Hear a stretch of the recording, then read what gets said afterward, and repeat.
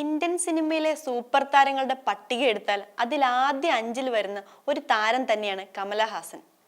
പ്രതിഭ കൊണ്ടും ആരാധക ബാഹുല്യം കൊണ്ടും മറ്റാർക്കും പിന്നിലല്ല താരം.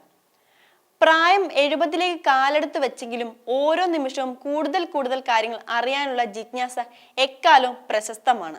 ഇന്ത്യൻ സിനിമയിലെ സകലകലാ വല്ലഭൻ എന്ന് വിശേഷിപ്പിക്കാൻ കഴിയുന്ന ചുരുക്കം ചില ചലച്ചിത്രകാരന്മാരിൽ ഒരാൾ കൂടിയാണ് അദ്ദേഹം. കാരണം സിനിമയുടെ ഏത് മേഖല എടുത്താലും അതിലൊക്കെയും വ്യക്തിമുദ്ര പതിപ്പിക്കാൻ താരത്തിന് കഴിഞ്ഞിട്ടുണ്ട്. സംവിധാനം, അഭിനയം, തിരക്കഥ എന്നിങ്ങനെ കമലഹാസൻ കൈവയ്ക്കാത്ത മേഖലകളില്ല. അതിന്റെ കാരണം കൂടുതൽ കാര്യങ്ങൾ അറിയാനുള്ള അദ്ദേഹത്തിന്റെ താല്പര്യം കൂടിയാണ്. ഇന്ത്യൻ സിനിമയിൽ തന്നെ ഏറ്റവും ആദ്യം പല സാങ്കേതിക വിദ്യകളും അവതരിപ്പിച്ചത് കമലഹാസൻ തന്നെയായിരുന്നു. ആളവന്തൻ പോലുള്ള ചിത്രങ്ങൾ തന്നെ ഉദാഹരണം.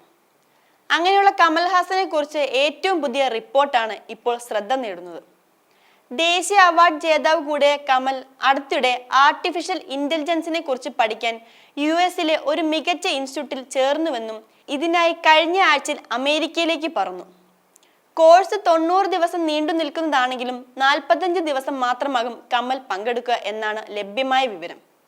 അതിനുശേഷം തന്റെ രാഷ്ട്രീയ ചുമതലകൾ നിർവഹിക്കുന്നതിനായും വരാനിരിക്കുന്ന സിനിമാ പ്രൊജക്റ്റുകൾക്കുമായി ഇന്ത്യയിലേക്ക് മടങ്ങുമെന്നും പറയുന്നു. ഇന്ത്യൻ സിനിമാ ലോകത്ത് ഒരു വിപ്ലവം സൃഷ്ടിച്ചുകൊണ്ട് തന്റെ വരാനിരിക്കുന്ന സിനിമകളിൽ ആർട്ടിഫിഷ്യൽ ഇന്റലിജൻസിന്റെ വലിയ സാധ്യത പ്രയോജനപ്പെടുത്താനാണ് സൂപ്പർ താരം ഉദ്ദേശിക്കുന്നതെന്ന് വ്യക്തമാണ്. അടുത്തിടെയാണ് കമലഹാസൻ മുഖ്യ വേഷത്തിലെത്തിയ ശങ്കർ സംവിധാനം ചെയ്ത ഇന്ത്യൻ 2 ആഗോളതലത്തിലാണ് റിലീസ് ചെയ്തത്. എന്നാൽ മുടക്കുമുതലിന്റെ അടുത്തുപോലും തിരികെ പിടിക്കാൻ കഴിയാതെ സിനിമ വൻ പരാജയമായിരുന്നു. 1996-ൽ ശങ്കർ തന്നെ ഒരുക്കിയ ഇന്ത്യൻ 1 അക്കാലത്തെ സാങ്കേതിക വിദ്യയുടെ പരിമിതികൾക്കുള്ളിൽ നിന്നുകൊണ്ടുള്ള അത്ഭുതം തന്നെയായിരുന്നു.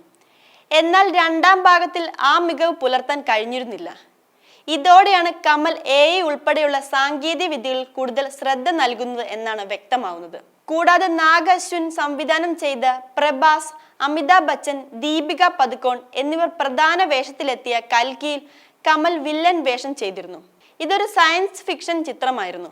മാത്രമല്ല ബോക്സ് ഓഫീസിൽ 10,000 കോടി കളക്ഷൻ നേടുകയും ചെയ്തിരുന്നു.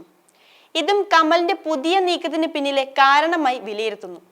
ഈ വീഡിയോ നിങ്ങൾക്ക് ഇഷ്ടമായാൽ ലൈക്ക് ചെയ്യുക. കൂടുതൽ വീഡിയോകൾക്കായി യോഗനാഥം ന്യൂസ് ചാനൽ സബ്സ്ക്രൈബ് ചെയ്യുക.